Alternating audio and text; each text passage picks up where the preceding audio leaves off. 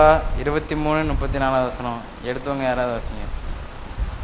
ஏசப்பாவை சிலுவையில் அடித்த பிறகு ஏசப்பா பேசின வார்த்தை, பிதாவே இவர்களை மன்னியும்.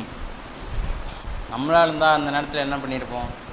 நம்மளை சிலுவையில் அடைஞ்சவங்கள நான் செத்து ஆவியாக வந்தாலும் உங்களை சும்மா விட மாட்டேன்னு நம்ம என்ன செஞ்சுருப்போம்? சபதம் எடுத்திருப்போம். ஆனால் ஏசப்பா பார்த்தீங்களா, எவ்வளோ அன்பு வச்சுருந்தா இவங்களை மன்னிங்கன்னு பேசியிருப்பாங்க. இயேசுவை சிலுவையில் அரைஞ்சவங்க தாங்க செய்கிறது இன்னதென்று அறியாது இருந்தார்களாம். ஆனால் அவங்கெல்லாம் தெரிஞ்சால் தான் இயேசுவை சிலுவையில் அரைஞ்சாங்க. சரி, இவரை எப்படியாவது சிலுவையில் அறையணும் அப்படின்னு. ஆனாலும் ஏசப்பா அதுக்கு திருப்பி எதுவும் பண்ணாமல் அவங்கள மன்னிச்சிட்டாங்க. ஏசப்பாவால் தண்டிக்க முடியும் அவங்களால, ஆனாலும் அவங்க தண்டிக்காமல் அவங்கள மன்னிச்சிருக்காங்க. இதுலேருந்து நமக்கு என்ன தெரியுதுன்னா, யாரையும் தண்டிக்கிற உரிமை நமக்கு இல்லை. நம்ம ஒருத்தர் மன்னிக்கணும். மன்னிச்சா எந்த பிரச்சனையும் வராது, அதோட சால்வ் ஆயிரும். இப்போ நம்ம உலகத்தில் யாராவது சின்ன தப்பு பண்ணாலும் அவங்கள பாவி அப்படின்னு சமூகத்தில் அவங்க உலகத்தில் அவங்கள பாவின்னு தள்ளி வச்சுருவாங்க. அதுக்கு உதாரணமாக கூட பைபிளில் சில வசனங்கள் இருக்குது. மத்தேயு 9ஆம் அதிகாரம் எடுங்க, 10வது வசனம் வாசிங்க. என்ன உங்கள் ஆண்டவர் இப்படி பாவிகளெல்லாம் இது பண்ணுறாங்க, அவர் ஆண்டவருங்கீங்க, நீங்கள் இப்படி பண்ணிகிட்டு இருக்காங்க, நீங்களும் போய் பார்த்துட்ருக்கீங்க அப்படிங்காங்க. அதுக்கு ஏசப்பா என்ன ஒரு பதில் சொல்கிறாங்கன்னு அடுத்த வசனத்தை வாசிங்க. பாவம் செய்கிறவங்களாம் ஏசப்பா என்ன சொல்கிறாங்க? பிணியாளிகள்னு சொல்கிறாங்க. நம்ம காயங்கள்லாம் ஏசப்பா ரத்தத்தால் சிலுவையில் அறையும்போது நம்மளை சுகப்படுத்தியிருக்காங்க. நம்மளும் அதனால் ஒருத்தர் மன்னிக்கணும். மத்தேயு 18ஆம் அதிகாரம் 21 வாசிங்க. அவங்க எவ்வளோ தப்பு பண்ணாலும் நீங்கள் மன்னிக்கணும். அவங்க உங்களுக்கு விரோதமாக யார் எழுப்பினாலும் அதை கர்த்தர் பார்த்துக்குவாங்க. நீங்கள் பழி வாங்குறதோ எதுவும் பண்ணக்கூடாது. ஏசப்பா பழியை விரும்புகிறவங்கள இரக்கத்தை விரும்புகிறவர். நம்ம அதனால் யாரையும் பழி வாங்காமல் நமக்கு எந்த தீமை செஞ்சாலும் நம்ம மன்னிக்க பழகணும்.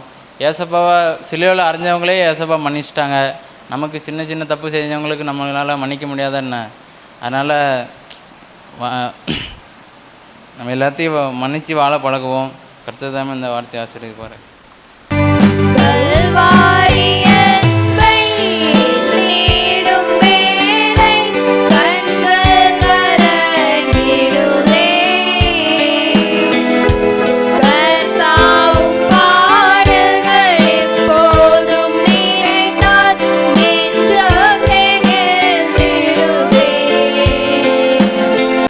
நம்முடைய கர்த்தராய் இருக்கிற இயேசு கிறிஸ்துவின் நாமத்தினால் உங்களுக்கு என் அன்பின் வாழ்த்துக்கள். ஏசப்பாவோட சிலுவை மரணம் தான் நம்மளுடைய வாழ்க்கையோட கீ பாயிண்ட்டு, சரியா? அந்த நம்மளோட லைஃபோட கீயே ஏசப்பாவோட சிலுவை மரணம் தான். லூக்கா 23ஆம் அதிகாரத்தில் 43வது வசனம். இயேசு அவனை நோக்கி, சரியா? இயேசு என்ன பண்ணுறாரு? ஒருத்தங்களை நோக்கி பார்க்காரு. என்ன சொல்கிறாரு அப்படின்னா, இன்றைக்கு நீ என்னுடனே கூட பரதேசியில் இருப்பாய் என்று மெய்யாகவே உனக்கு சொல்கிறேன் அப்படின்னு இயேசு ஒருத்தங்களை நோக்கி இன்னைக்கு நீ அப்படின்னு சொல்கிறாங்க. அப்படி தானே? இன்னைக்கு நீ என்னோடு கூட பரதேசியில் இருப்பாய் அப்படிங்கிறது சொல்கிறாங்க. ஸோ அதை தான் நம்ம தியானிக்க போகிறோம். ஸோ பரதேசி அப்படிங்கிறது இளைப்பாறுதலின் இடம், சரியா? வீட்டில் அம்மாலாம் பரதேசின்னு திட்டுவாங்கள்ல, அந்த பரதேசி கிடையாது. இளைப்பாறுதலின் இடம் அல்லது நீதிமான்கள் தங்கும் இடம் அப்படிங்கிறது அதோட அர்த்தம். ஏசப்பா ஏன் இந்த வார்த்தையை அவங்கள்ட்ட சொல்கிறாங்க, யார்கிட்ட சொல்கிறாங்க அப்படிங்கிறத பற்றி நம்ம பார்ப்போம். ஸோ யார்கிட்ட சொல்கிறாங்க அப்படின்னா, இந்த வசனத்தோட அர்த்தம் 39லேருந்து 43 வரைக்கும் இருக்குது, சரியா? லூக்காவில் ஃபஸ்ட்டு கல்லனை பற்றி பார்ப்போம், சரியா? ஏசப்பா சிலுவையில் அறையப்பட்டாங்கல்ல. ஸோ அப்போ 2 கல்லன் இருந்தாங்க. ஏசப்பா சென்டராக இருந்தாங்க, அப்புறம் 2 கல்லன் இருந்தாங்க, சரியா? அந்த 2 கல்லனை பற்றி தான் பார்க்க போகிறோம். அந்த 2 கல்லன்ட்ட என்னென்ன கேரக்டர் இருந்துச்சு அப்படிங்கிறத நம்மளுடைய லைஃப்பில் நம்ம என்னெல்லாம் பண்ணணும், அவங்கள பற்றி தெரிஞ்சுக்கிட்டு நம்மளோட லைஃப்பில் என்னெல்லாம் பண்ணணும் அப்படிங்கிறத பற்றி பார்ப்போம். ஃபஸ்ட்டு அன்றியும் சிலுவையில் அறையப்பட்டிருந்த குற்றவாளிகளில் ஒருவன், நீ கிறிஸ்துவானால் உன்னையும் எங்களையும் ரட்சித்துக்கொள் என்று அவரை இகழ்ந்தான். அதாவது நம்ம வந்து ஃபஸ்ட்டு கல்லனை பற்றி பார்ப்போம், சரியா? அந்த ஃபஸ்ட்டு கல்லன் வந்து என்ன சொல்கிறான் அப்படின்னா, நீ அப்படிங்கிற வார்த்தையை சொல்கிறான், சரியா? என்ன வார்த்தை? நீ. அதாவது இயேசு கிறிஸ்து எல்லாருக்குமே தெரியும், அவ்வளோ அற்புதத்தையும் அதிசயங்களையும் பண்ணவரை பார்த்து நீ அப்படிங்கிற ஒரு வார்த்தையை சொல்லி இகழ்கிறான், சரியா? அப்போது அவனோட கேரக்டர் என்னவா இருக்குது அப்படின்னா, ஏசப்பாவை அவன் வந்து மதிக்கவே இல்லை. ஸோ கிண்டல் பண்ணுறான். ஏசப்பாவை வந்து ஒரு மதிக்காத வார்த்தையினால் பேசுகிறான். ஸோ நம்மளும் நம்மளோட வாழ்க்கையில் சில நேரம் ஏசப்பாவை இகழ்கிற மாதிரி நிறைய வார்த்தைகள் பேசுவோம், அப்படி தானே? ஏசப்பாவுக்கு கண் இல்லையா, காது இல்லையா, மூக்கு இல்லையான்லாம் பேசுவாங்கல்ல. ஸோ அதை மாதிரிலாம் பேசக்கூடாது, சரியா? அடுத்து அவனுக்கு வந்து என்ன செய்யலை, அவன் வந்து இகழ்ந்து பேசினான். ரெண்டாவது என்னன்னா, மற்றவன் அவனை நோக்கி நீ இந்த ஆக்கினைக்குட்பட்டவனாய் இருந்தும் தேவனுக்கு பயப்படுகிறது இல்லையா அப்படின்னு சொல்லிட்டு சொல்கிறாரு. ஸோ அவங்கள்ட்ட வந்து என்ன இல்லை அப்படின்னா, அந்த கல்லன்ட்ட கர்த்தரை குறித்து ஏசு கிறிஸ்துவை குறித்து ஒரு பயமே இல்லை. ஸோ பயமே இல்லாதனால தானே அந்த வார்த்தைகள்லாம் பேசியிருக்கணும். பயமே இல்லாமல் இருந்த ஒரு கல்லனாக இருந்திருக்கான். ஸோ மூணாவது கேரக்டர் என்னென்னா, நாமோ நியாயத்தின்படி தண்டிக்கப்படுகிறோம். அதாவது அவங்களுக்கு வந்து நியாயத்தைப்படி அவங்க வந்து தண்டனைக்குள்ளே இருக்காங்க, அதனால தானே அவங்கள சிலுவையில் அரைஞ்சிருக்காங்க. இப்போது இந்த 3 கேரக்டரும் அவங்கள்ட்ட இருக்குது. இது வந்து 2வது கல்லன் சொன்ன மாதிரி தான் வரும், பட் ஆனால் நான் கேரக்டருக்காக சொல்கிறேன், சரியா? ஸோ ஃபஸ்ட்டு கல்லன்ட்ட என்னென்ன கேரக்டர் இருந்துச்சுன்னா, ஏசு கிறிஸ்துவை குறித்து அவன் வந்து என்ன பண்ணான், இகழ்ந்து பேசினான். அதுக்கப்புறம் 2வது வந்து ஏசப்பா, அதாவது கர்த்தர்கிட்ட அவனுக்கு ஒரு பயமே இல்லை. 3வது தான் பண்ண பாவம் என்ன அப்படிங்கிறது அவனுக்கு தெரியவே இல்லை. ஸோ அதான் கல்லனோட கேரக்டராக இருக்குது. ஸோ 2வது கல்லனோட கேரக்டர் என்ன அப்படின்னா, மற்றவன் அவனை நோக்கி நீ இந்த ஆக்கினைக்குட்பட்டவனாய் இருந்தும் தேவனுக்கு பயப்படுகிறது இல்லையா அப்படின்னு சொல்லிட்டு கேட்குறாரு. ஸோ அதை கேட்குறாரு அப்படின்னா அவருக்குள்ள கர்த்தரை குறித்த பயம் இருக்கணும் அப்படிங்கிறது வந்து அர்த்தமாக இருக்குது, சரியா? ஏன்னா ஒரு இடத்துல கூட அவர் ஆண்டவரே நீர் உம்முடைய ராஜ்யத்தில் வரும்போது அடியேனை நினைத்தருளும் அப்படின்னு கேட்பார். ஸோ நீ அப்படிங்கிற வார்த்தையை ஃபஸ்ட்டு கல்லன் பேசியிருப்பார், ஆண்டவரேங்கிற வார்த்தையை 2வது கல்லன் பேசுவார். ஸோ இதிலே என்ன தெரியுது அப்படின்னா, அவர் வந்து கர்த்தருக்கு பயப்படுற பயத்தோடு இருந்தார் அப்படிங்கிறது தெரியுது. ஸோ ஃபஸ்ட்டு கேரக்டர் என்னென்னா, 2வது கல்லன் வந்து கர்த்தருக்கு பயப்பட்டார்.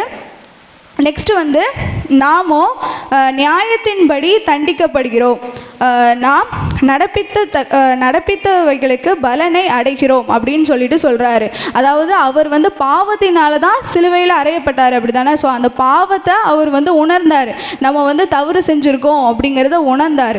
நம்மளும் அப்படி தான் கர்த்தருக்கு பயப்படுற பயமாக இருக்கணும். அதே மாதிரி நம்ம செஞ்ச பாவங்களை நம்ம ஃபஸ்ட்டு உணரணும். ஸோ உணர்ந்தாதான் நம்மளுடைய வாழ்க்கை நல்லாயிருக்கும். அடுத்து வந்து இயேசுவை நோக்கி ஆண்டவரே நீர் உம்முடைய ராஜ்யத்தில் வரும்போது அடியேனை நினைத்தருளும் என்றார். அதாவது ஃபஸ்ட்டு கல்லன் வந்து நீ அப்படிங்கிற வார்த்தையை யூஸ் பண்ணார், பட் ஆனால் 2வது கல்லன் வந்து ஆண்டவரே அப்படிங்கிற வார்த்தையை வந்து யூஸ் பண்ணார். ஸோ ஆண்டவரே அப்படின்னு சொல்லிட்டு ஸோ ரெஸ்பெக்டாக பேசினார். அதான் இந்த 2வது கல்லனோட கேரக்டர். ஸோ ஃபஸ்ட்டு வந்து 2வது கல்லன் வந்து பயப்பட்டார். அதுக்கப்புறம் வந்து தான் செஞ்ச தப்பை அவர் உணர்ந்து பேசினார். அதுக்கப்புறம் ஆண்டவரேங்கிற வார்த்தையை யூஸ் பண்ணார். ஸோ இதான் கல்லனுக்குள்ள கேரக்டர், 2வது கல்லனோட கேரக்டர்.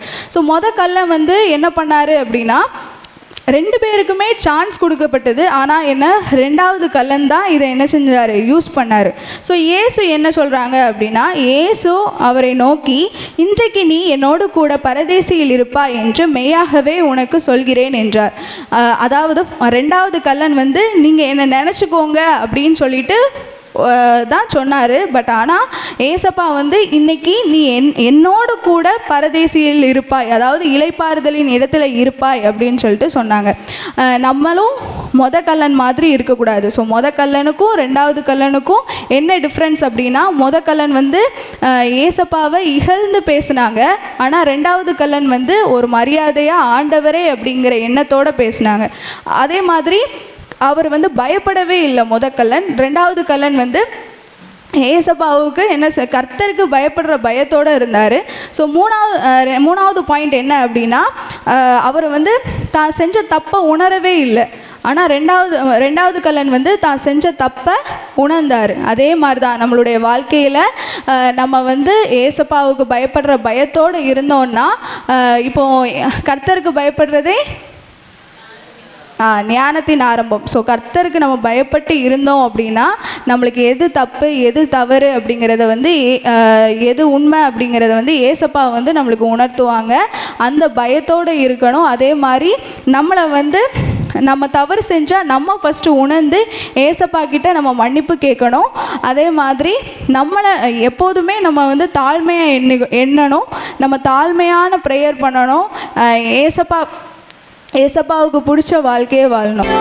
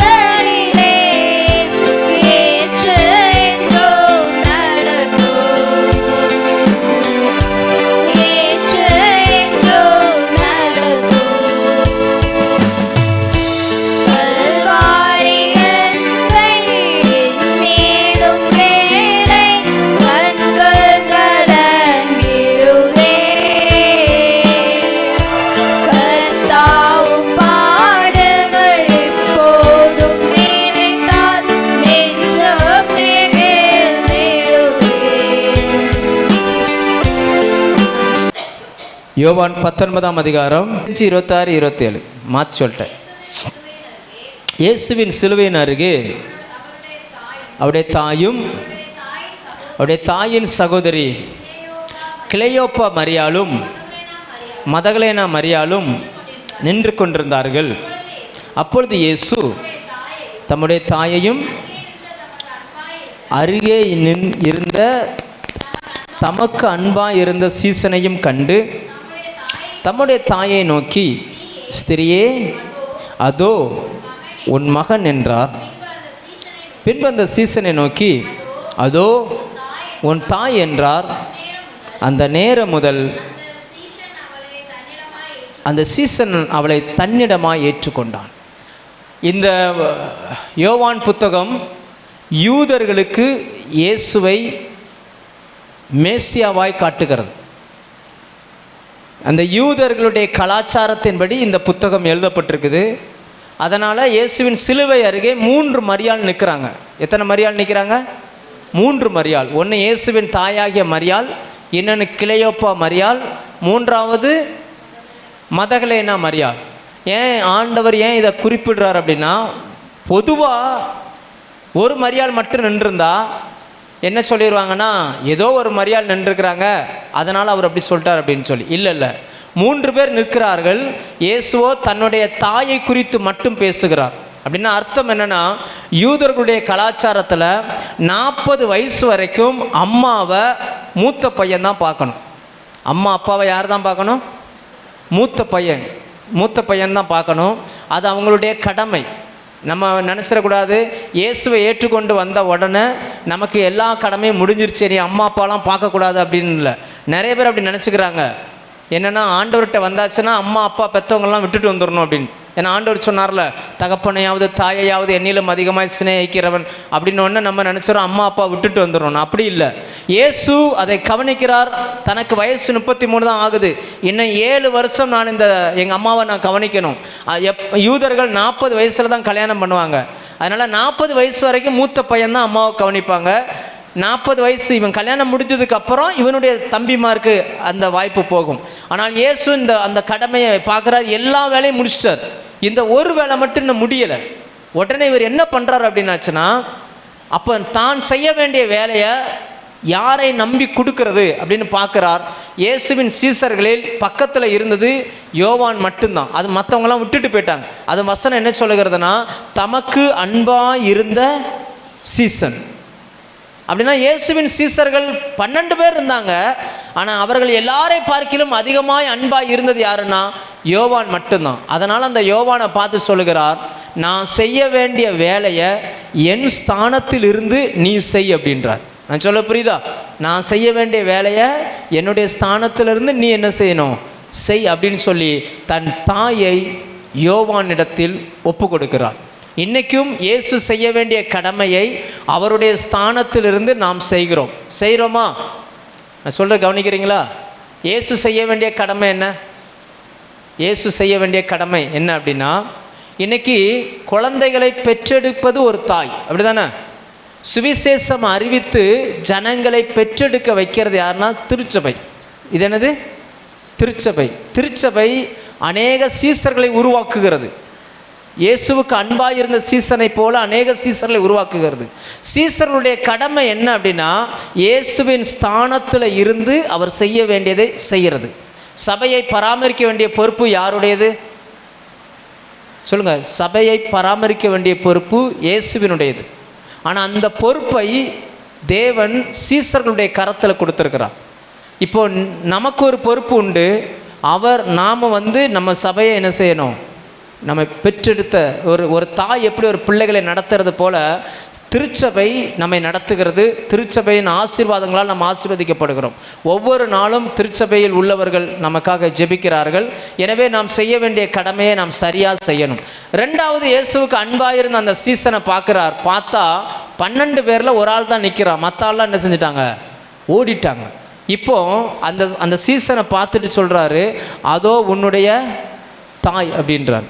அந்த தாயை பார்த்து சொல்கிறாரு, அதோ உன்னுடைய மகன். அது தாயின்னு சொல்லலை, ஸ்திரியே அதோ உன்னுடைய மகன். ஸ்திரீ என்கிற வார்த்தை சபையை குறிக்குது. பைபிளில் எங்கெல்லாம் ஸ்திரீன்னு வருமோ அதெல்லாமே சபையை குறிக்கிற வார்த்தை. சபைக்கு இருக்க வேண்டிய பிள்ளை எப்படி இருக்கணும் அப்படின்னா யோவானை போல இருக்கணும். இன்றைக்கி சீசர்கள் நிறைய பேர் இருக்கலாம், நம்ம எல்லாரும் சீசன் தான். ஆனால் எந்த கஷ்டம் வந்தாலும் யோவான் இயேசு விட்டுட்டு போகவே இல்லை. மற்றவங்களாம் என்ன செஞ்சிட்டாங்க? ஓடியே போயிட்டாங்க. அதில் ஒருவர் இருந்தார், பேதுரு. அவர் சொன்னார், உங்களோடு கூட மரிப்பதா இருந்தாலும் நான் போக மாட்டேன் அப்படின்னார். ஆனால் அவர் இருந்தாரா பக்கத்தில்? ஓடியே சேர்ந்துட்டார்.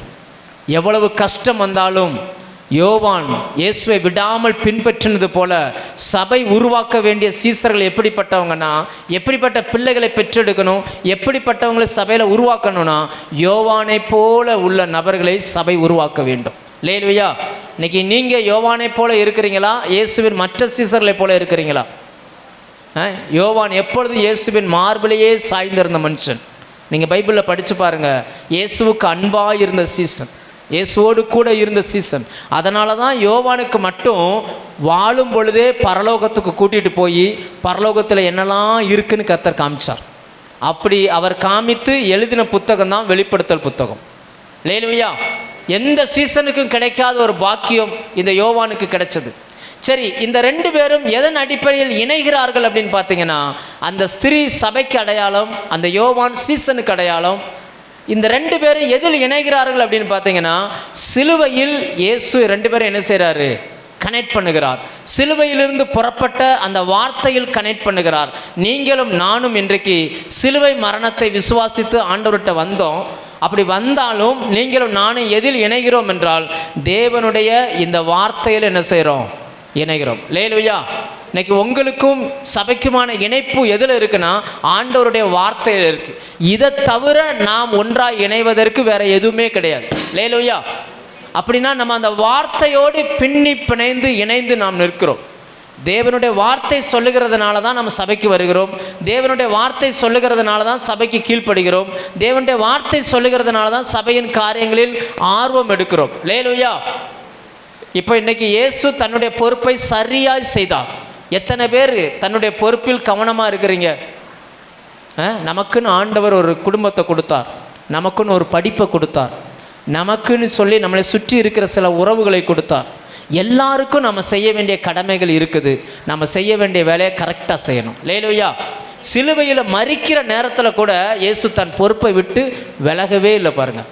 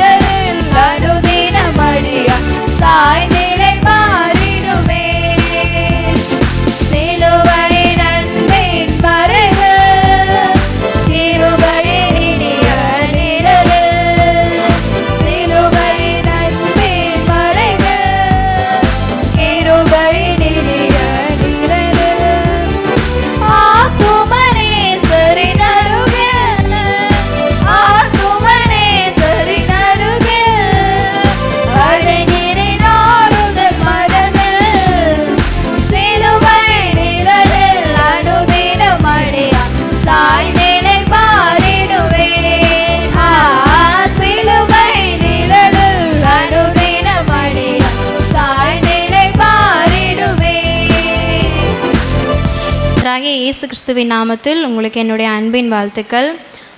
நாம் இப்போது சிலுவையில் ஏசப்பா பேசின 7 வார்த்தைகளை குறித்து தியானிச்சுட்டு வருகிறோம். இப்போ நான் பேச போகிற வார்த்தை 4வது வார்த்தை.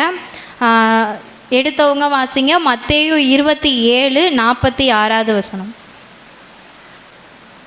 9ஆம் மணி நேரத்தில் இயேசு ஏலி ஏலி லாமா சபக்தானி என்று மிகுந்த சத்தமிட்டு கூப்பிட்டார். அதற்கு, என் தேவனே என் தேவனே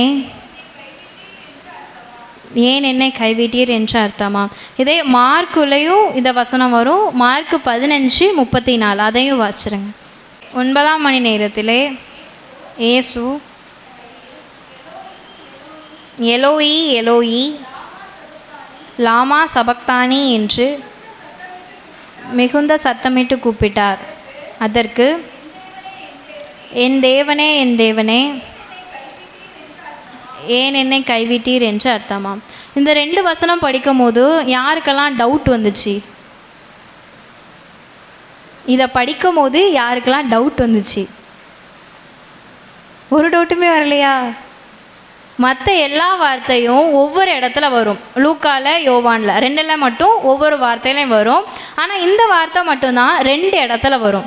மத்தேயிலையும் வரும், மார்க்லையும் வரும். 2 இடத்துலையும் 2 வார்த்தை மாற்றி மாற்றி வரும். ஃபஸ்ட்டு மத்தேயு எழுதும் போது ஏலி ஏலின்னு எழுதியிருப்பார். ஆனால் மார்க் எழுதும் போது எலோயி எலோயின்னு எழுதியிருப்பாங்க. அதுக்கு என்ன எதுக்கு அப்படி எழுதியிருக்காங்கன்னா, மத்தேயு அப்படியே ஏசப்பா பேசினதை எழுதியிருப்பாங்க. ஆனால் மார்க் அவங்களோட பேச்சு வார்த்தையாக மாற்றி எழுதியிருப்பாங்க. இப்போ ஒரிஜினல் வேர்டு வேறையாக இருக்கும், ஆனால் நம்ம பேச்சு மொழியில் பேசுகிற வார்த்தை வேறையாக இருக்கும்.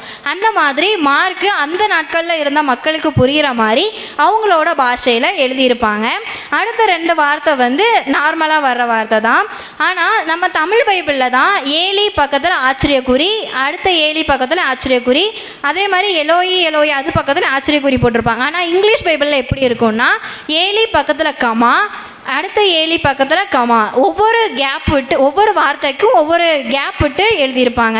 அது என்ன எதுக்குன்னா, ஏசப்பா சிலுவையில் ஒவ்வொரு வார்த்தைக்கும் அவ்வளோ கேப் விட்டு சொல்லுவாங்க. இந்த வார்த்தையை பேசும்போது ஏசப்பாவுக்கு அவ்வளோ வேதனை இருக்கும்.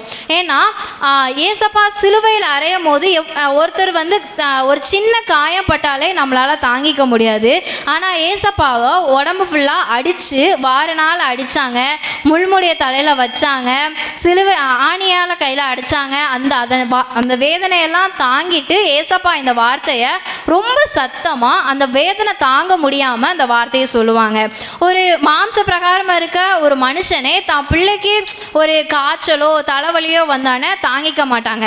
ஆனால் பிதாவானவர் தன்னோட ஒரே பேரான குமாரனை நமக்காக அனுப்புனாங்க. அவருக்கு ஏற்கனவே தெரியும், ஏன்னா நம்ம பிள்ளை அங்கே போனால் அடிக்கப்படணும், இந்த பாவம் நிறைந்த இந்த பாவியான மனுஷங்களுக்காக நம்ம பிள்ளை அடிக்கப்படணும், அது எவ்வளோ வேதனையாக இருக்கும்னு ஏசப்பாவுக்கு தெரியும். பிதாவானவருக்கு ஏற்கனவே தெரியும். எடுத்து வாசிங்க. யோவான் 5:36. யோவானுடைய சாட்சியை பார்க்கிலும் மேன்மையான சாட்சி எனக்கு உண்டு. அது என்னவெனில், நான் நிறைவேற்றும்படிக்கு பிதாவானவர் எனக்கு கற்பித்ததும் நான் செய்து வருகிறதுமான கிரியைகளே. பிதா என்னை அனுப்பினார் என்று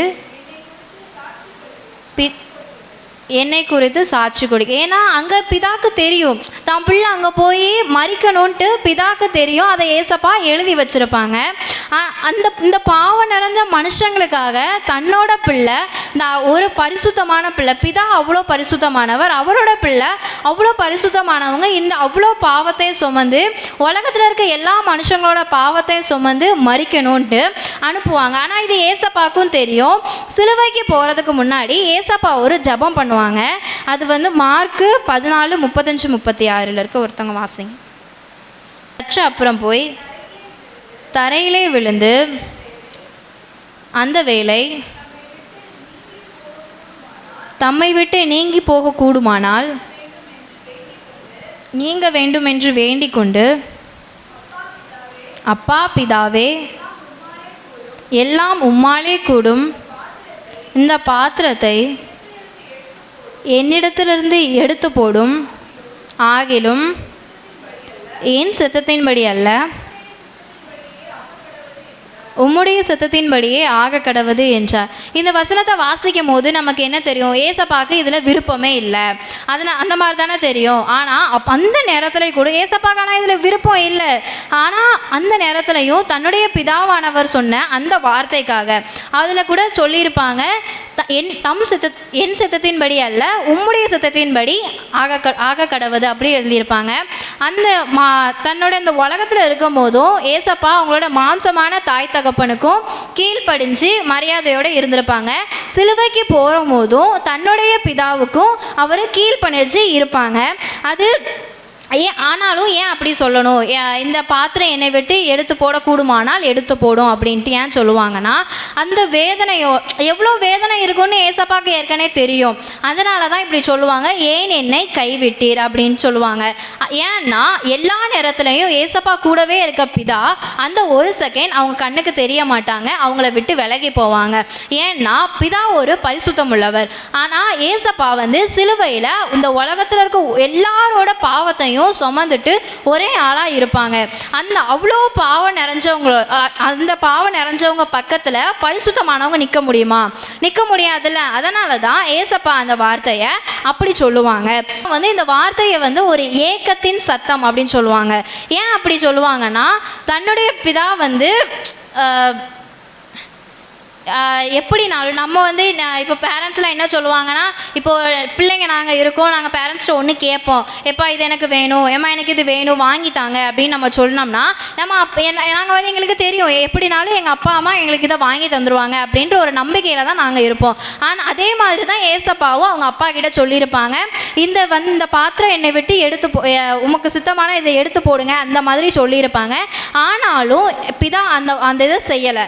ஏன் செய்யலைன்னா, நம்மளுடைய பாவங்களுக்காக தான். நம்ம மரிச்சு போயிடுவோம், நம்மளோட இந்த பாவத்தை நம்ம இந்த பாவத்திலே செத்து போயிடக்கூடாதுன்றதுக்காக பிதா தன்னுடைய பிள்ளை பேச்சுக்கு செவி கொடுக்காம நமக்காக பிதா தன்னுடைய தன்னுடைய பிள்ளைக்காக தன்னுடைய பிள்ளை நமக்காக பலியாக கொடுத்தார். அவர் அன்னைக்கு மறிக்காமல் போயிருந்தா நம்ம இந்த நாளை நினைவு கூர்ந்திருக்க மாட்டோம். நம்ம ஏசப்பா சிலுவையில் மறித்து நமக்காக உயிர் தெழுந்தனால நம்பிக்கையே நமக்கு இருந்திருக்காது.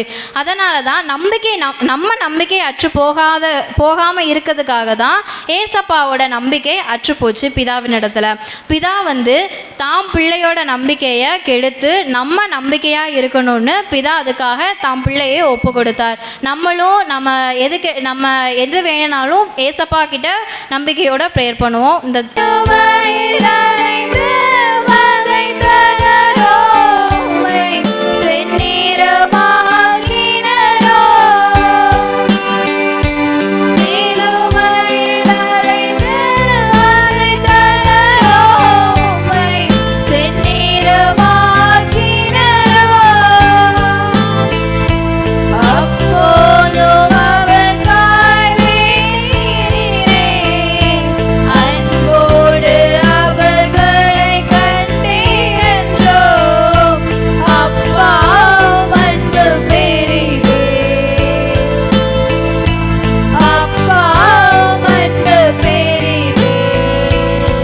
யோவான் 19ஆம் அதிகாரம் 28வது வசனம் வாசிப்போம்.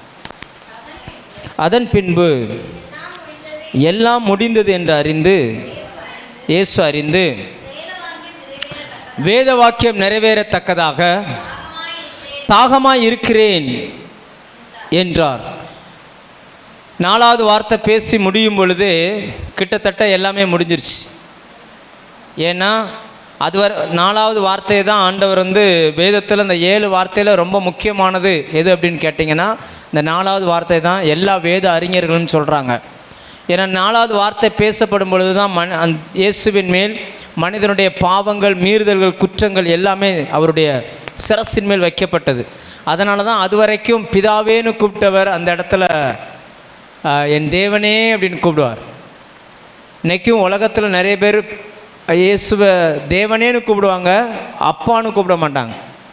அப்பான்னு யார் கூப்பிடுவாங்கன்னா ரட்சிக்கப்பட்ட ஒருவன் மட்டும்தான் அவர் அப்பான்னு கூப்பிட முடியும். மற்றவர்கள் எல்லாரும் தெய்வமே கடவுளே அப்படின்னு வேணால் கூப்பிடுவாங்க. உலக மனுஷனை பாருங்கள், எல்லாரும் கடவுளேன்னு கூப்பிடுவாங்க, ஆனால் அப்பான்னு கூப்பிட மாட்டாங்க.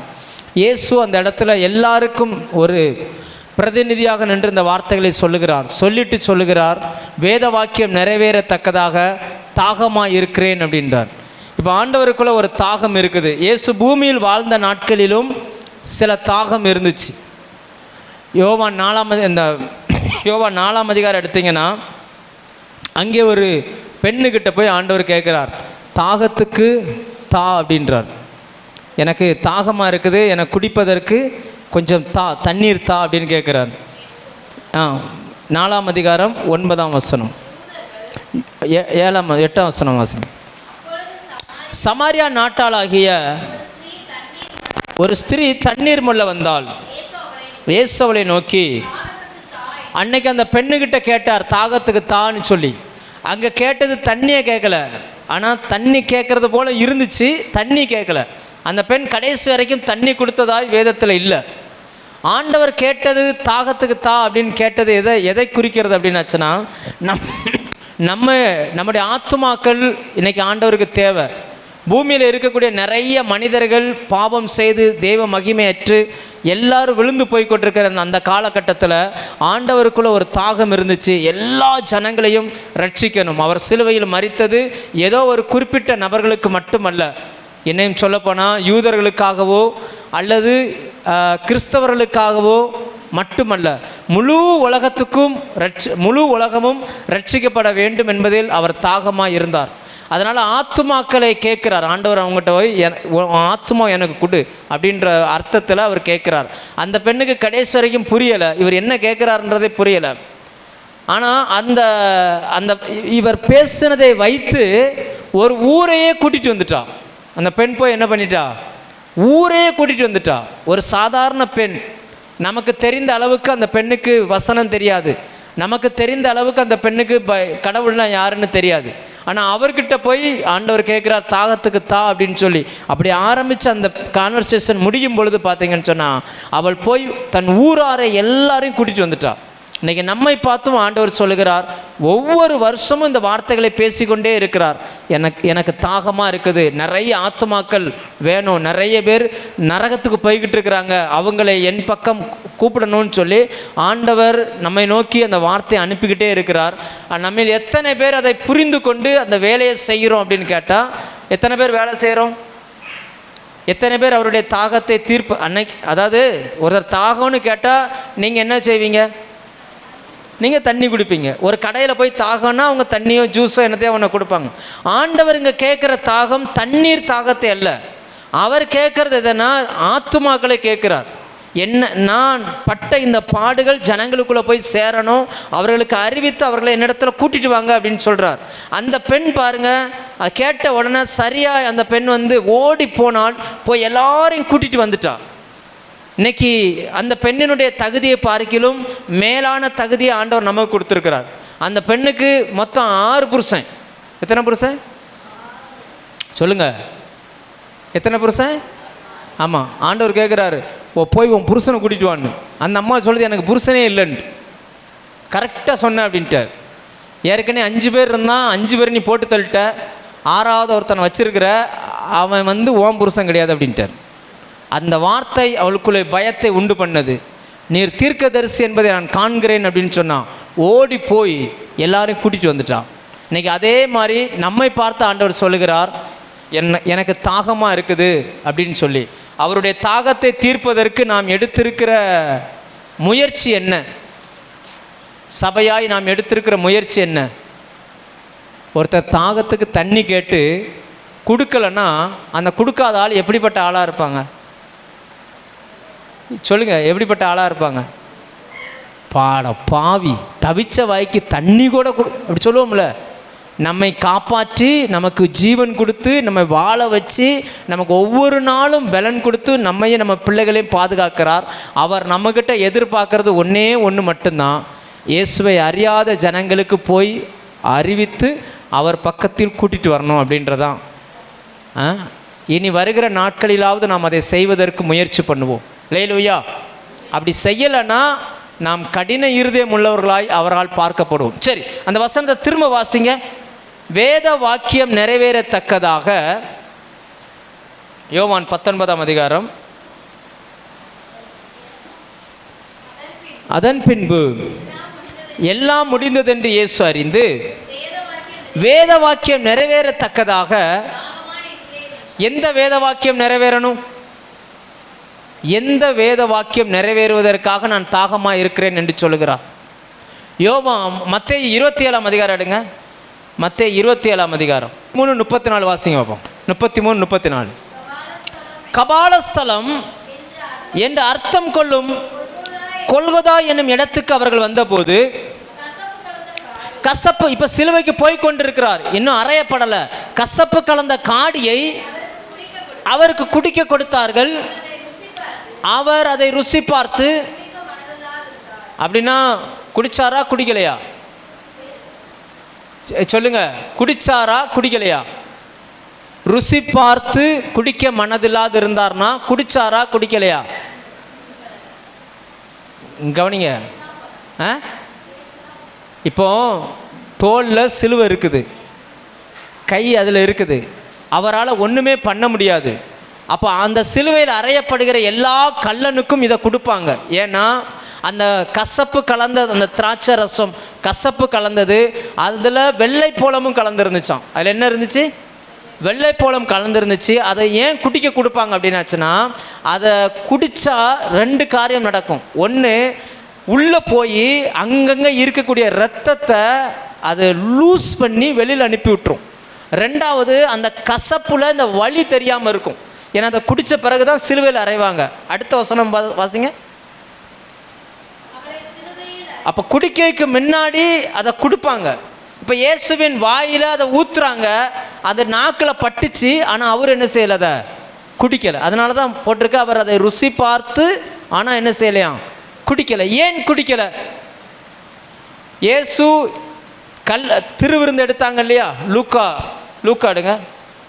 லூக்கா 22ஆம் அதிகாரம் 15. அப்பொழுது அவர் அவர்களை நோக்கி, நான் பாடுபடுகிறதற்கு முன்னமே உங்களோடு கூட இந்த பஸ்காவை புசிக்க மிகவும் ஆசையாக இருந்தேன். தேவனுடைய ராஜ்யத்தில் இது நிறைவேறும் அளவும் நான் இனி புசிப்பதில்லை என்று உங்களுக்கு சொல்கிறேன். என்ன ஆண்டவர் என்ன சொல்கிறாருன்னா, இங்கே பாரு, நான் இந்த பஸ்கா கடைசி சாப்பாடு, இந்த பூமியில் இயேசு சாப்பிட்ட கடைசி சாப்பாடு. அப்போ அவர் சொல்கிறாரு, இது நான் இதுக்கப்புறம் நான் எப்போ சாப்பிடுவேன் அப்படின்னா, எப்போ நான் அதை குடிப்பேன் அப்படின்னா, தேவனுடைய ராஜ்யம் எப்போ நிறைவேறுதோ அப்போ நான் அதுக்கப்புறம் தான் இதை என்ன செய்வேன், சாப்பிடுவேன் அப்படின்னு ஒரு வார்த்தையை அவர் சொல்லுகிறார். அதுக்கப்புறம் அன்று இரவில் இருந்து சிலுவையில் அறையப்படுகிற வரைக்கும் அவருடைய நாக்கில் தண்ணியே படலை, தண்ணி கூட குடிக்கலை. பொதுவாகவே அடிபட்டு ரத்தம் வெளியில் வந்தால் அவங்களுக்கு முதல்ல எதை கொடுப்பாங்க தெரியுமா? சொல்லுங்கள், எதை கொடுப்பாங்க? ஒருத்தர் ரோட்டில் விழுந்துட்டார், அடிபட்டார், முதல்ல அவர் எதை தான் கேட்பார்? ஃபஸ்ட்டு தண்ணியை தான் கொடுப்பாங்க. நம்மளே கீழே விழுந்துட்டாலும் முதல்ல தண்ணி எடுத்து கொடுப்பாங்க. ஏன்னா தண்ணி குடித்தாதான் அந்த டயர்ட்னஸ் மாறும். ஆனால் இயேசுவோ அன்னைக்கு திருவிருந்து எடுத்ததுக்கு அப்புறம் அவர் தண்ணியே குடிக்கலை. அந்த ராத்திரியில் ஜெபம் பண்ணும்போது உடம்புலேருந்து ரத்தம் வந்துருச்சு. 10வதுக்கு விசாரிக்கும் பொழுது அவரை பிலாத்துவின் அரண்மனையில் வச்சு அடிக்கும் பொழுது, தாடையை பிச்சு எடுக்கும் பொழுது, தலையில் முள்முடி சூட்டப்படும் பொழுது, அவரை தெருக்களில் சிலுவையை வச்சு இழுத்து கொண்டு போகும் பொழுது எல்லாம் அவர் மேலே அடிச்சுக்கிட்டே வர்றாங்க. அவருக்கு தாகம் எடுக்குது, ஆனாலும் அவர் தண்ணி குடிக்கவே இல்லை.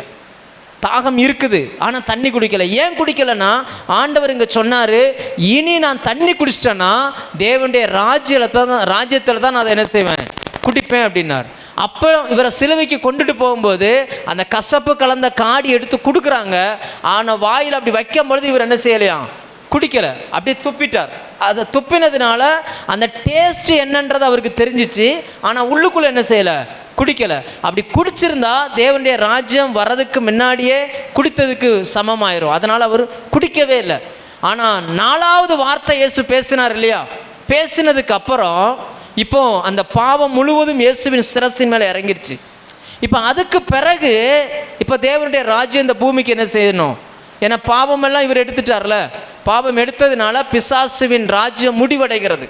இன்னும் சொல்லப்போனால் எபிரேயர் 2ஆம் அதிகாரம் 14ஆம் வசனம் சொல்லுகிறது, மரணத்துக்கு அதிபதியாக இருந்த பிசாசை தன்னுடைய மரணத்தினாலே அழித்தார்னு சொல்லி.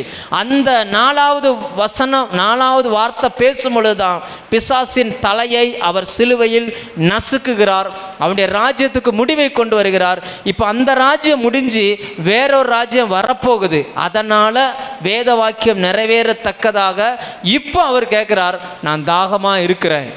ஏன்னா அங்கே இருக்கிறது என்ன இருக்குதா, அடுத்த வசனம் வாசிங்க, யோவான் 19:28-29. காடி நிறைந்த பாத்திரம் அங்கே வைக்கப்பட்டிருந்தது. கடற்காளானை காடியிலே தோய்த்து, காடின்னு ஒன்று நமக்கு என்ன தெரியுது, காடி சில ஊரில் ஆடு மாடு குடிக்கிறதுக்கு அதை காடின்னு சொல்லுவாங்க, காடி எடுத்துகிட்டு போங்க அப்படின்னு. அதாவது என்ன, அந்த தண்ணி ஊற்றி வைப்பாங்கள்ல, காடினா என்னென்னா புளிப்பு நிறைந்த திராட்சை ரசம். காடினா என்னது, புளிப்பு நிறைந்த திராட்சை ரசம். அது அங்கே இருக்குது, பொது மொழிபெயர்ப்பில் நல்லா போட்டிருப்பாங்க, புளிப்பான திராட்சை ரசம். இப்போது அந்த திராட்சை ரசத்தை திருவிருந்தில் குடிக்கும்போது ஆண்டவர் சொன்னார், இனி நான் எப்போ திராட்சை ரசம் குடிக்கணும் அப்போ தேவனுடைய ராஜ்யம் இந்த பூமிக்கு வந்துடும், இல்லைன்னா தேவனுடைய ராஜ்யம் வரும்போது தான் நான் இதை குடிப்பேன் அப்படின்னார். இப்போ அதனால் சிலுவைக்கு போகும்பொழுதும் அந்த திராட்சை ரசத்தை கொடுக்குறாங்க, அவர் குடிக்க மாட்டேன்ட்டார். இப்போது அந்த 4வது வார்த்தை பேசி முடித்த உடனே, பிசாசின் தலை நசுக்கப்பட்ட உடனே இப்போ அந்த திராட்சை ரசத்தை என்ன செய்கிறாரு, அவராக கேட்குறார், நான் தாகமாக இருக்கிறேன், எனக்கு அதை கொடுங்க அப்படின்றார். உடனே அதில் ஒருவன் என்ன பண்ணானா, ஈசோப்பு தண்டை எடுக்கிறான். எந்த தண்டை எடுக்கிறான், எதுக்கு ஈசோப்பு தண்டை எடுக்கிறான், ஈசோப்பு தண்டை எடுத்து அதை திராட்சை ரசத்தில் காடி கசப்பு கலந்த அந்த காடியில் முக்கி அவருடைய வாயருகை நீட்டி கொடுத்தான். அப்படின்னா என்ன அர்த்தம், என்ன சொல்லுகிறார், யாத்ராகமம் 12ஆம் அதிகாரம் எடுங்க. யாத்ராகமம் 12ஆம் அதிகாரத்தில் ஈசோப்பு கொழுந்துகளில் கொத்தை எடுத்து கிண்ணியில் இருக்கும் இரத்தத்தில் தோய்த்து அதில் இருக்கும் அந்த இரத்தத்தை வாசல் நிலைக்கால்களிலும் மேற்சட்டத்திலும் 2 தெளியுங்கள். விடியற்காலம் மட்டும் உங்களில் ஒருவரும் வீட்டு வாசலை விட்டு புறப்பட வேண்டாம். கர்த்தர் எகிப்தியரை அதம் பண்ணுகிறதற்கு கடந்து வருவார். நிலையின் மேற்சட்டத்திலும் வாசலின் நிலைக்கால்களிலும் 2 இப்போ என்னென்னா, அப்படி திரும்பி அந்த நிலைக்காலை பாருங்கள், கதவுக்கு நம்ம போட்டிருக்கோம்னா நிலைக்கால்.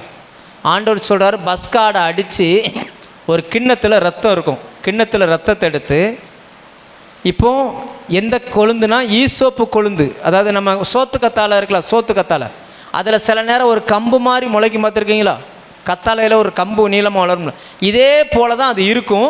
மேலே ஒரு குண்டு மாதிரி இருக்கும், ஒரு சின்ன ஒரு பூ மாதிரி இருக்கும். அது வந்து நிறைய சுவர் ஓரங்களில் முளைக்கும். அந்த வீட்டு காம்பவுண்டு வால்லெல்லாம் நிறைய பேர் வச்சுருப்பாங்க. இவர் தண்ணி கேட்ட உடனே இவனுங்க என்ன பண்ணிட்டாங்க அப்படின்னா, அப்படியே சுற்றி பார்க்குறாங்க, எதுவுமே கிடைக்கல, இதுதான் இருக்குது, டக்குன்னு ஒடிச்சிட்டு வந்து அதை வச்சு முக்கிட்டாங்க. ஏன்னா இயேசு சொன்னார், பஸ்காவா இயேசு மரிக்கணும். இயேசு எப்படி மரிக்கணும், பஸ்காவா அவர் மரிக்கணும்னா அந்த பஸ்கா ஆட்டினுடைய அந்த ரத்தம் வாசலின் மேற்சட்டம்னா அந்த மேற்சட்டத்தில் தெளிக்கணுமா. அடுத்து இந்த 2 நிலக்கால் என்ன செய்யணும், தெளிக்கணும். அப்படி தெளித்தா அந்த ரத்தம் தான் நமக்கு அடையாளம். அந்த ரத்தம் தான் என்னது, அந்த ரத்தம் பூசப்பட்ட வீட்டுக்குள்ளே இருக்கிறவன் பாதுகாக்கப்படுகிறான். அப்போ இயேசு அதை செய்வதன் மூலமாய் அந்த இரத்தத்தை எதில் பூசணுமா, நிலைக்கால், அதை வீட்டினுடைய வாசலில் இருக்கிற நிலைக்கால். இப்போ கொஞ்சம் ரத்தத்தை எடுத்து அந்த மேல் சட்டத்தில் இப்படி தெளித்தா மேலேருந்து ரத்தம் வடிஞ்சு கீழே வடியுமா வராதா, வடியும். மேலேருந்து ரத்தம் கீழே வடியுது. இந்த சைட்லேயும் ரத்தம் இருக்குது, இந்த சைட்லேயும் ரத்தம் இருக்குது. இதை பார்க்குறதுக்கு என்ன வடிவமாக உங்களுக்கு தெரியுது? சிலுவை வடிவம். ஆண்டவர் அன்னைக்கு சொல்லும் பொழுது சிலுவை வடிவத்தில் தான் நமக்கு விடுதலை இருக்குன்னு பழைய ஏற்பாட்டில் சொன்னார். புதிய ஏற்பாட்டில் வந்த உடனே இப்போ இயேசு நமக்கு வாசலாய் மாறுகிறார். இயேசு நமக்கு யார்? ஆண்டவர் சொன்னார்ல, நானே ஆடுகளுக்கு வாசல், என் வழியாய் ஒருவன் உட்பிரவேசித்தால் அவன் மேய்ச்சலை கண்டடைவான். அதனால் இவர் யதார்த்தமாக நடக்கலை எதுவுமே. அவங்க பாருங்கள், அந்த ஈசோப்பு தண்டை முக்கி அவருடைய வாயருகே கொண்டு போய் என்ன பண்ணாங்களாம்? வைத்தார்கள். அதை என்ன செய்வாங்கன்னா, கடற்காளான் அப்படின்னு ஒரு வார்த்தை வருதுல்ல, கடற்காளான். அந்த கடற்காளான் என்ன தெரியுமா? கடற்காளான் அதில் ஒரு வேதிப்பொருள் இருக்குது. அந்த வேதிப்பொருள் கடற்காளானை விட்டால் வேறு எதில் இருக்கும்னா, அட்டை பார்த்துருக்கீங்களா? அட்டை கேரளாவில் மலைக்காடுகளில் இருக்கும் ஒரு அட்டை, ஒரு மாதிரி அப்படி நெளியும், பூச்சி மாதிரி இப்படி நெளியும். அது கரெக்டாக இரத்த நாளத்தில் போய் உக்காந்துச்சுன்னு வச்சுக்கோங்க, ஒரு ஊசி போடும். கட்டிச்ச உடனே என்ன பண்ணிடும், அதனுடைய வாயில் ஒரு ரசாயனம் இருக்கும். அந்த ரசாயனத்தை நம்ம உடம்புல செலுத்துச்சுன்னா அந்த ரத்தம் உறையாது. அந்த ரத்தம் என்ன செய்யாது? ரத்தம் வந்துக்கிட்டே இருக்கும். மனித ரத்தம் என்பது குறிப்பிட்ட நேரத்துக்கு அப்புறம் உறைஞ்சிரும். ஆனால் கடிச்சிருச்சுன்னா அந்த ரத்தம் உறையாது, உறிஞ்சிக்கிட்டே இருக்கும். அந்த ரத்தத்தை அந்த அட்டை நல்லா உறிஞ்சிட்டு வயிறு நிறைஞ்ச உடனே அதுவாக விழுந்துடும். ஒருவேளை அது உறிஞ்சிக்கிட்டு இருக்க நேரத்தில் நீங்கள் அட்டையை உருவிட்டீங்கன்னா அந்த இடத்துல ரத்தம் நிற்கிறதுக்கு கொஞ்சம் நேரம் ஆகும். நான் சொல்கிறது அந்த அனுபவம் இருக்கா யாருக்காவது? அந்த மாதிரி இருக்குல்ல. அந்த அந்த அந்த அட்டையினுடைய அந்த வாயில் இருக்கக்கூடிய வேதிப்பொருள் எதுலேருந்து அந்த வேதிப்பொருள் தான் இந்த கடற்காளானில் உண்டு. இந்த கடற்காளானை என்ன செய்வாங்கன்னா, மேலே தேய்ப்பாங்க. மேலே தேய்ச்சா இந்த காயத்தில் இருக்கக்கூடிய ரத்தங்கள் அங்கங்கே உறைஞ்சி நிற்கும்ல, எல்லாம் இப்போ தண்ணியாக மாறி என்ன செஞ்சிடும்? போயிடும். ஏன் இதை ரோமர்கள் வச்சாங்கன்னா, அவன் ரத்தம் வெளியில் போகிறத அந்த குற்றவாளி பார்த்துக்கிட்டே சாகணும் அப்படின்றதுக்காக அதை வச்சாங்க. அதனால் திராட்சை ரசமும் இயேசுக்கு கிடச்சிச்சு. வேற மேலே இருக்கிற அந்த ரத்தமும் கடற்காலனை வச்சு என்ன செஞ்சான்? உள்ளே கொடுத்ததுனால அங்கங்கே தேங்கி நின்ற ரத்தமும் இப்போ எல்லாம் என்ன ஆயிடுச்சு? தண்ணியாக மாறி கம்ப்ளீட்டாக எல்லா ரத்தமும் நம்ம உடம்புல எப்படி இருக்குது? கழிவு ரத்தங்கள் கீழே இருந்து மேலே வருது, நல்ல ரத்தம் மேலே இருந்து கீழே போகுது, இப்படி போகுது இல்லையா? அங்கங்கே இருக்கக்கூடிய எல்லா ரத்தமும் இப்போ இதயத்துக்கு வர ஆரம்பிச்சிருச்சு. அதனால தான் கடைசியாக ஒருத்தன் குத்தும் போது ரத்தம் வெளியில் வந்துச்சுல, ரத்தமும் தண்ணீரும். இதெல்லாம் எங்கேருந்து வந்துச்சுன்னா, ஆண்டவர் அதை கேட்குறார், எனக்கு திராட்சை ரசத்தை கொடுங்க அப்படின்றார். இப்போ திராட்சை ரசம் குடிச்சிட்டாருன்னா என்ன அர்த்தம் சொல்லுங்கள்? திராட்சை ரசத்தை வாங்கி அந்த வசனம் வாசிங்க. திராட்சை ரசம் குடிச்சிட்டாருன்னு என்ன அர்த்தம்? தேவனுடைய ராஜ்யம் வந்துருச்சுன்னு அர்த்தம். 29ஆம் வசனம். காடி நிறைந்த பாத்திரம் அங்கே வைக்கப்பட்டிருந்தது. கடற்காளானை ஈசோப்பு தண்டில் மாட்டி அவர்களுக்கு தெரியும், அவர்கள் யூதர்கள், பஸ்காவை ஆசரிக்கிறவர்கள். பஸ்கா ஆட்டினுடைய ரத்தம் வாசலின் நிலைக்காலில் பூசப்பட வேண்டும். இயேசு பஸ்கா ஆடாய் மட்டுமல்ல, நமக்கான வாசலாய் வந்தார். ஆண்டவர் சொன்னார், என் வழியாய் உள்ளே வந்தால் மட்டும்தான் பரலோகத்துக்கு போக முடியும். ஆண்டவர் சொன்னார், நானே வாசல், நானே வாசல் அப்படின்னார். என்னை அல்லாமல் ஒருவனும் பிதாவினிடத்தில் வர முடியாது. இதை அவர்களுக்கு புரிய வைக்கிறதுக்காக இந்த சம்பவம் நடைபெற்றது. அவர் தாகமாக இருக்கிறேன் என்று சொல்லி அந்த திராட்சை ரசத்தை எடுத்ததுனால இது மார்க் எடுங்க, மார்க்கில் நல்ல தெளிவாக போட்டிருப்பாங்க. மார்க்கு 14ஆம் அதிகாரம் எடுங்க, 4:25 வாசிங்க. அப்பொழுது அவர்களை நோக்கி தன்னுடைய ரத்தத்தை எடுத்துட்டு சொல்றாரு, இது அநேகருக்காக சிந்தப்படுகிற புது உடன்படிக்கைக்குரிய என்னுடைய ரத்தமா இருக்கிறது. நான் தேவனுடைய ராஜ்யத்தில் நவமான ரசத்தை, நவமான ரசம் என்னது? நவமானதுன்னா புதுசு, நவமானதுன்னா என்னது சொல்லுவாங்களே, அது என்னது? நவநாகரிகமான ரெடிமேட் ஆடைகள். நவமானன்னா என்ன அர்த்தம்னா புதுசுன்னு அர்த்தம். என்னது? புதுசு. இயேசு திராட்சை ரசம் புதுசாக குடித்தார் அப்படின்னா, இதுவரைக்கும் அவர் புளிப்பானது சாப்பிட்டதே கிடையாது. ஆனால் முதல்ல புளிப்பான திராட்சை ரசத்தை குடித்தார். அப்படி அந்த வசனம் திரும்ப வாசிங்க. நான் தேவனுடைய ராஜ்யத்தில் நவமான ரசத்தை பானம் பண்ணும் நாள் வரைக்கும் திராட்சைப்பழ ரசத்தை இனி நான் பானம் பண்ணுவதில்லை என்று மெய்யாகவே உங்களுக்கு சொல்லுகிறேன் என்றார். அப்படின்னா என்னன்னா, அன்னைக்கு குடித்ததான் லாஸ்ட். அதுக்கப்புறம் எங்கே குடித்தார்னா சிலுவையில் குடித்தார். அல்லேலூயா. அப்படின்னா அர்த்தம் என்னென்னா, அதை குடித்ததுனால தேவனுடைய ராஜ்யம் இந்த பூமிக்கு என்ன செஞ்சிருச்சு, வந்துருச்சு, என்ட்ரன்ஸ் ஆயிடுச்சு. அல்லேலூயா. இப்போ நீங்களும் நானும் எந்த ராஜ்யத்தில் இருக்கோம்னா தேவனுடைய ராஜ்யத்தில் இருக்கிறோம். அல்லேலூயா. ரைட்டா? எத்தனை பேருக்கு புரியுது? சரி, புரியல்.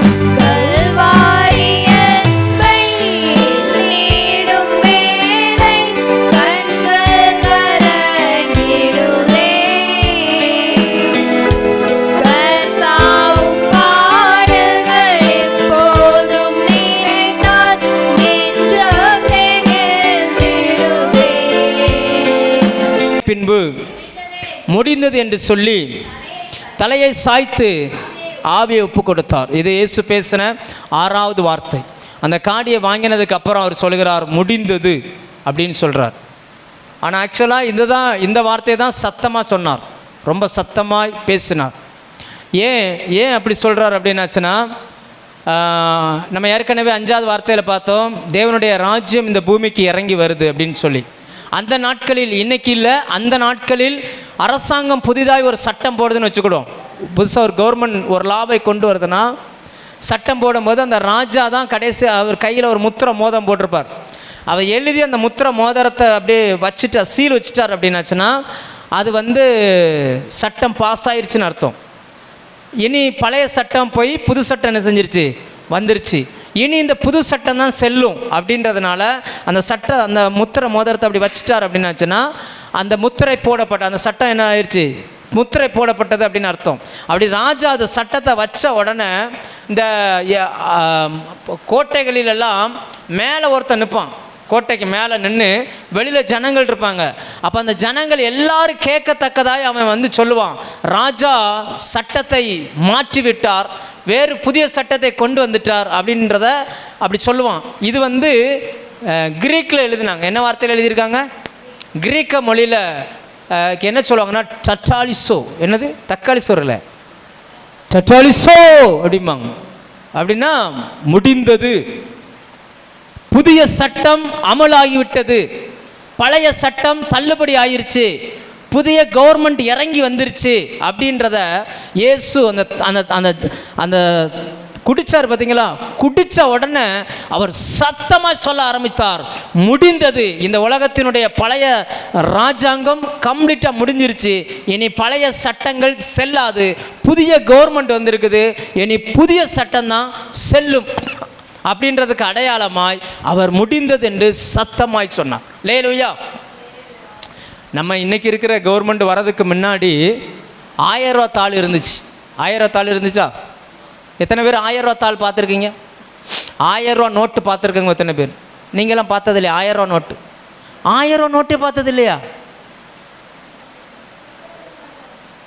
1000 ரூபா நாட்டு இருந்துச்சு, சாரி 1000 ரூபா நோட்டு இருந்துச்சு. புதுசாக ஒரு அரசாங்கம் வந்த உடனே ஒரே நாளில் என்ன செஞ்சிட்டாங்கன்னா, பழைய 500 ரூபாயும் செல்லாது, 1000 ரூபாயும் செல்லாது, புதுசாக நாங்கள் 2000 ரூபா கொண்டு வரோம் அப்படின்னார். அப்போ அந்த பழைய 1000 ரூபா வச்சுருந்தவங்கெல்லாம் நிறைய பதுக்கி வச்சுருந்தாங்க. புருஷனுக்கு தெரியாமல் சேலைக்கு அடியில், தலைவனுக்கு அடியில், மிளகு டப்பால் இதெல்லாம் போட்டு ஒரு அம்மாலாம் நிறைய சேர்த்துருச்சு. கடைசியில் அந்த பணம் மாற்ற முடியாமல் போச்சு. ஏன்னா அந்த ரூல்ஸ் போட்டுட்டு ஏடிஎம்மில் புது பணம் ஏடிஎம்மில் தான் கிடைக்கும், அது நிறைய கிடைக்காது, 2000 ரூபாய்க்கு மேலே எடுக்க முடியாது. ஏடிஎம்மில் காவலில் நிற்க வச்சாங்க. இதெல்லாம் ஞாபகம் இருக்கா இல்லையா? காவலில் நிற்க வச்சாங்க, பணம் எடுக்க முடியாது. பழைய 500 ரூபா செல்லாது, 1000 ரூபா செல்லாது. ஏன்? அதுதான் அரசாங்கத்தின் கையெழுத்து இருக்குது, அது இந்திய அரசாங்கத்தின் முத்திரை இருக்குது. ஏன் செல்லாது அப்படின்னா, புது கவர்மெண்ட் வந்துச்சு, புது கவர்மெண்ட் சொல்லுது இது செல்லாதுன்னு. அதனால் அது என்ன செய்யாது சொல்லுங்கள்? அதனால் அது என்ன செய்யாது, செல்லாது. ஒரு 10-15 வருஷங்களுக்கு முன்னாடி ஒரு மனுஷன் முகத்தை மூடிட்டு போனாம்னா அது கிரிமினல் குற்றம். ஏன்னா அவன் திருடிட்டு போகிறான்னு அர்த்தம். அதனால் முகத்தை மூடிட்டு போனாலே போலீஸ் உடனே நிப்பாட்டிடுவான், நிறுத்து, ஏன் முகத்தை மூடிட்டு போகிற அப்படிமா. ஆனால் கொரோனா சட்டம் வந்த உடனே, கொரோனா காலகட்டம் வந்த உடனே இது போடாமல் போனால் என்ன செஞ்சிருவார், போடாமல் போனால் போலீஸ் பிடிச்சிருவார். தெரியுமா? ஏன்னா அரசாங்க சட்டம் சொல்லுகிறது நீ போடணும் அப்படின்னு சொல்லி.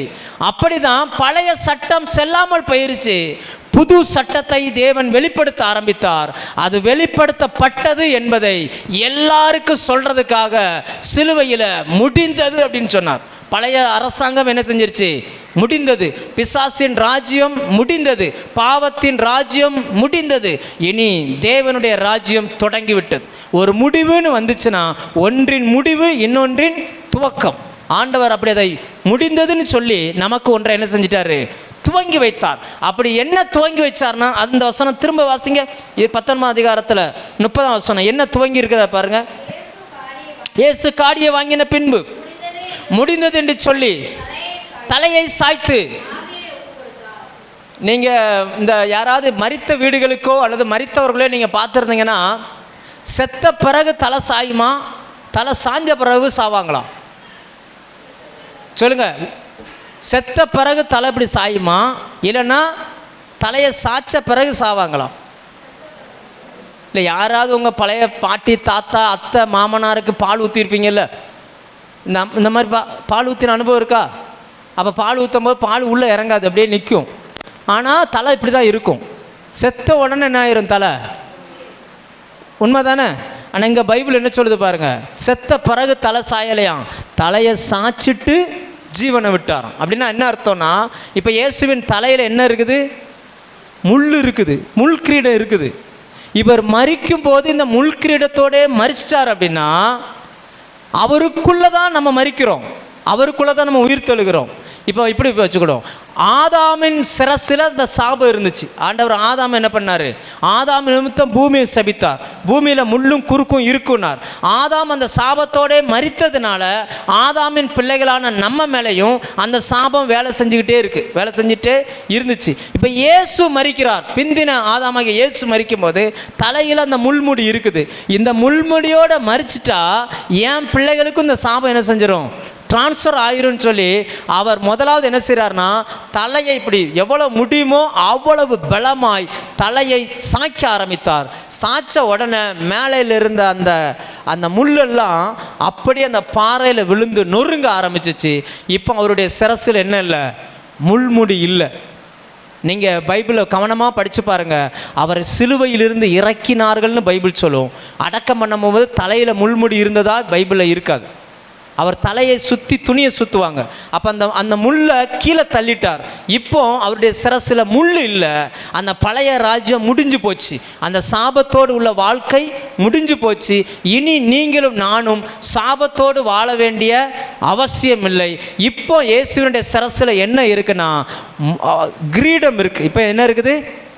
பசும் பொன்னினால் செய்யப்பட்ட கிரீடம் இருக்குது. அந்த கிரீடத்தை அவர் நமக்கு தருவதற்கு போதுமானவராக இருக்கிறார். அதனால தான் வேதம் சொல்லுகிறது, ஜெயம் கொள்ளுகிறவன் எவனோ அவனுக்கு அவர் அந்த நீதியின் கிரீடத்தை என்ன செய்கிறாரு? கொடுக்கிறார். நீங்களும் நானும் சாபத்தோடு வாழ வேண்டிய அவசியம் இல்லை. பழைய வாழ்க்கையில் சாபம் இருந்தது. எவ்வளவு சம்பாதிச்சாலும் கையில் பணம் நிற்காது. ஆனால் அவர் அதை முடித்தார். இயேசு அதை என்ன பண்ணிட்டாரு? செல்லாது அப்படின்ட்டார். இப்போ நமக்கு புதிய ராஜ்யத்துக்குள்ளே இருக்கிறோம். இங்கே அது செல்லாது. அல்லேலூயா. இப்போ அந்த சாபம் இல்லைன்னா நம்ம வாழ்க்கையிலே அந்த சாபம் என்ன செய்யாது? சொல்லுங்கள், நம்ம வாழ்க்கையிலையும் வேலை செய்யாது. ஆனால் சில நேரங்களில் நம்ம நினைக்கிறோம், வேலை செய்யாதுன்னு சொல்கிறீங்க பாஸ்டர், ஆனால் என் வாழ்க்கையில் அப்படி இருக்கிற மாதிரியே தெரியுது, கையில் தான் பணம் நிற்க மாட்டேங்குது, வர்றது வேற எங்கேயோ பிடிக்கிட்டு போகிற மாதிரி இருக்குது அப்படின்னாச்சுன்னா, இப்போ நீங்கள் நினைக்க வேண்டியது எதை நினைக்கணும்னா, உங்கள் கையில் வர்ற பணத்தை நினைக்கக்கூடாது. நல்லா புரிஞ்சுக்கோங்க. பழைய ஏற்பாட்டில் பலி செலுத்த போகும்போது ஆடை மாடை கொண்டு போய் பலி செலுத்துவாங்க. பலி செலுத்தும் போது அந்த ஆடோ மாடோ வெட்டப்படும். வெட்டி அதனுடைய தோல் உரிக்கப்பட்டு அவனுடைய ரத்தத்தை ஆசாரியன் கையில் எடுத்துகிட்டு வருவான். வாசிங்க, லேவியராகமம் 16ஆம் அதிகாரம் எடுங்க. 16ஆம் அதிகாரம். அப்படியே அந்த ஆசாரியன் கையில் எடுத்துகிட்டு அந்த ஆசாரியன் தன்னுடைய விரலை முக்கி அதை என்ன செய்வானா, 7 முறை தெளிப்பான். அந்த 7 முறை தெளிச்சாச்சுன்னா 19ஆம் வசனம் நினைக்க வாசிங்க. 16, 19. தன் விரலினால் இரத்தத்தில் எடுத்து 7 தரம் அதன் மேல் தெளித்து அதில் இஸ்ரவேல் புத்திரரின் தீட்டுகள் நீங்க சுத்திகரித்து பரிசுத்தப்படுத்துவான்.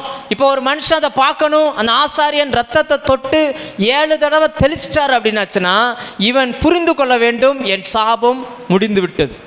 என்பதை புரிந்து கொண்டு அவன் திரும்பி போக வேண்டும். இப்போ இவன் மைண்டில் எதை விசுவாசிக்கிறானோ அதுதான் வாழ்க்கையில் நடக்கும். நீங்கள் உங்கள் கடனை விசுவாசிச்சிங்கன்னா உங்களுக்கு எதுதான் வேலையில் செய்யும்?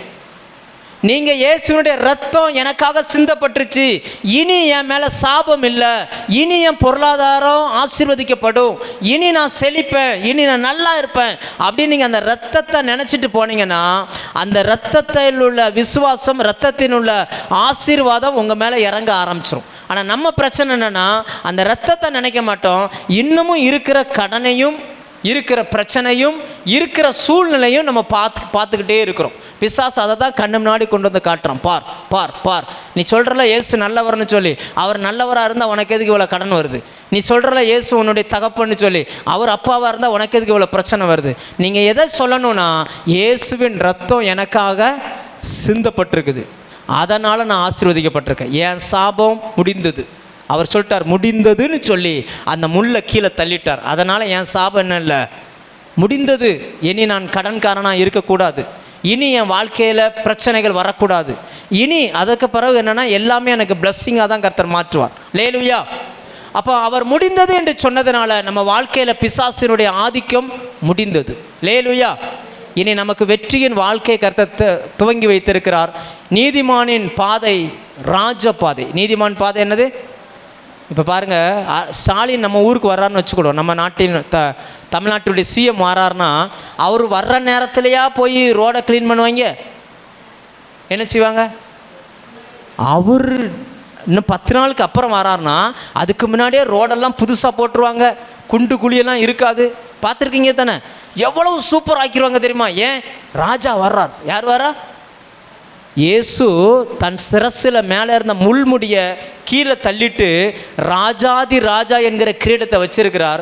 உங்களை என்னைய ராஜாவாக ஆக்கி வச்சிருக்கிறார்.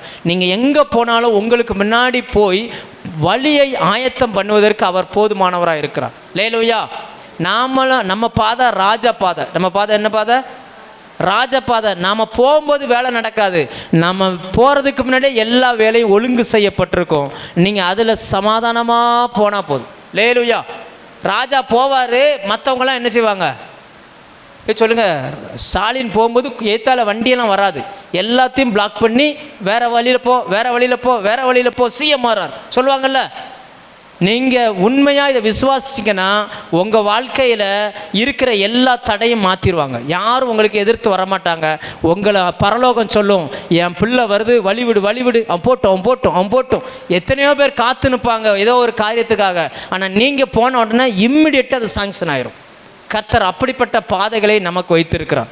அதனால தான் ஆண்டவர் சொன்னார், முடிந்தது. என் பிள்ளைகள் படுகிற அந்த பாடு முடிந்தது. இனி அவர்களுக்கு பிரச்சனை இல்லை, இனி பாவத்தின் ஆளுகை இல்லை, இனி சாபம் அவங்க மேலே வேலை செய்யாது, இந்த உலகத்தினுடைய அதிகாரம் நம்ம மேலே வேலை செய்யாது. லேலுயா. அதனால தான் வேதம் சொல்லுகிறது, நாம் இந்த உலகத்துக்கு மரித்தவர்கள். இந்த உலகத்துக்கு யாரும் மரித்தவன் மேலே எந்த சட்டமும், இந்த உலகத்தின் சட்டம் வேலை செய்யாது தெரியுமா? மரித்தவனை போய் அடிக்க மாட்டாங்க, மரித்தவன் கீழ்ப்படியணும்னு அவசியம் இல்லை. அது எதாவது செய்வாங்களா? மரித்தவனை குறித்து பேசினாலும் பதில் பேச மாட்டான், பாராட்டினாலும் பதில் பேச மாட்டான். மரித்த பிறகு அவனுக்கும் இந்த பூமிக்கும் சம்பந்தம் கிடையாது. அப்படித்தான் நீங்கள் நாளும் சிலுவையில் இயேசுவோடு கூட மரித்திருக்கிறோம். இந்த உலகத்தின் ஆதிக்கங்கள் நம்ம மேலே வேலை செய்யாது. லேலுயா. அவர் எல்லாவற்றையும் முடித்தார். எல்லாத்தையும் முடிச்சுட்டு நமக்காய் புதிதான ஒன்றை துவங்கி இருக்கிறார். அந்த புதிய வாழ்க்கையில் வாழும்படி உங்களையும் என்னையும் கர்த்தர் அழைக்கிறார். லேலுயா.